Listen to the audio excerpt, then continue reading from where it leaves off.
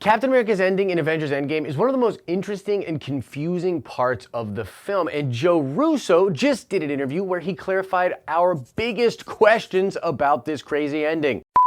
It's like the news, but for nerds. Subscribe so you never miss an episode.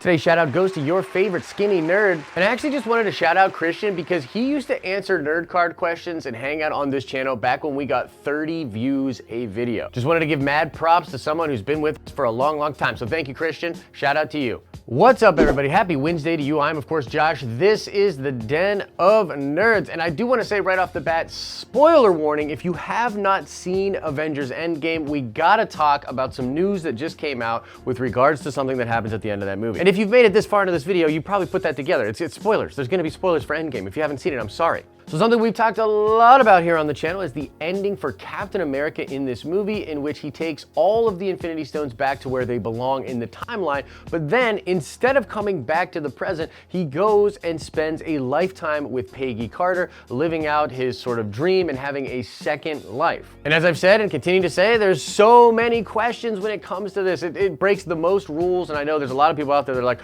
no rules were broken. I'm sorry, this is just the most confusing thing to me. It's super weird to get my head wrapped around this concept. And Joe Russo recently clarified this in an article where he spoke to a Chinese website. We're gonna talk about that right now. Check out what he said to these questions. For the record, I am on mcucosmic.com checking out the article they did about this very same interview. Let's start with the first question here. Did Captain America's action at the end affect the timeline? Does that mean there was a time where two Captain Americas existed in a same universe? Answer, to me, Captain America's action in the end wasn't the fact that he wanted to change anything. It's more like he has made a choice. He chose to go back to the past and lived with the one he loved for the rest of his life. The time travel in this movie created an alternate reality. He lived a completely different life in that world. We don't know how exactly his life turned out, but I'd like to believe he still helped many others when they needed it in that world. Yes, there were two Captain Americas in that reality. It's just like what Hulk said. What happened in the past has already happened. If you go back to the past, you simply create a new reality. The characters in this movie created a new timeline when they went back to the past, but it had no effect to the prime universe. What happened in the past 22 movies was still canon. Here's another question that he was asked.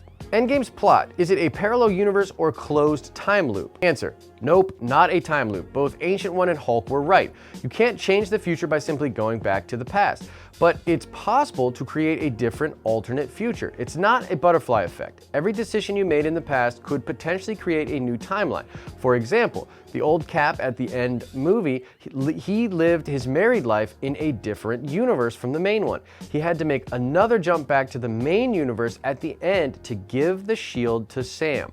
Okay, pretty crazy answers there. There's a lot to get into. So what does all of this mean for all of us nerds that are just have all these questions? Here we go. First, let's talk about the fact that Cap created an alternate reality when he went back with Peggy. So when he goes back with Peggy, he creates an alternate reality, and there is a young Captain America in that reality. And as Joe Russo says, we don't know what he does in this reality, but Joe would believe, because Cap is Cap, that at the end of the day, when things happen and he needed to help people out, he would indeed help them out. Now, there's so many different possibilities for that. I mean, what did he know exactly? Did he speak to Nick Fury? Did he talk about Ultron to Tony Stark?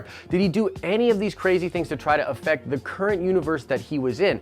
It's really hard to say. I believe that part of it would be Cap wanting to not affect the timeline, but at the same time, he'd probably understand that this was a different reality, so maybe he'd be okay with it? I'm not really sure. I'm actually toying around with the idea of doing a whole video dedicating to the possible second life of Captain America and what he would do in his second time through the timeline. Let me know in the comment section if you'd be interested in that video. The other thing that's really crazy about this is that the shield that Captain America gives Sam Wilson at the end of the film is the shield from that alternate timeline. So from that alternate timeline, that our Captain America takes that shield and brings it back to our timeline to give to Sam Wilson. This, combined with Cap's age, does actually give us some stuff to speculate about as far as what happened in that other timeline. Let's talk about Cap's super soldier serum for a second here. I know a lot of people are making this argument online that it was not the fact that Captain America had the super soldier serum that prevented him from aging, it was in fact the ice. Now, while that is probably true in a lot of different ways,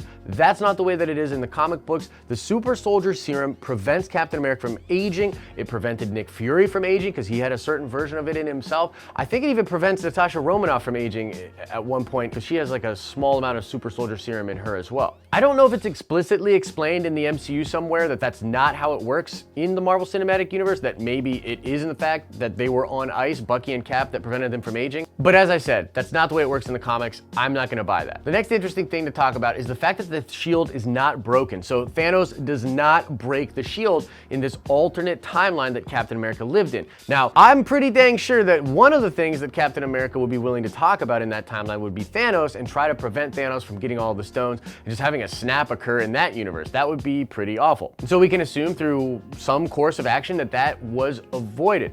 But what's interesting to ask is, why is that shield no longer needed in the reality that Captain America leaves behind? It implies that no one needs that shield in that reality, which would mean a couple of different things. Perhaps the young Captain America is dead. Perhaps he retires. Perhaps Sam Wilson is dead. Perhaps he retired. Or my favorite version of this would be that Steve from our timeline gives Mjolnir to Captain America from that timeline in exchange for the shield, which he takes back to our timeline. Because I just love the idea of a young Captain America in that alternate reality having Mjolnir. That would be dope. And when you think about it, if Captain America is really that old, wow, maybe he lived not just the life with Peggy in his alternate reality, but maybe he lived way past that, just making sure that everything was cool on Earth, helping the Avengers, and then the next generation of Avengers, and then the next generation of Avengers, and on and on and on. And he takes this shield after, you know, pretty much nobody in his reality ever needs it, and brings it back to our reality. I don't know, it's very possible that, especially if the super soldier serum wears out on a very long timeline and Cap was just super old, like more than 100, more than 200, more than 300, maybe 400 years old.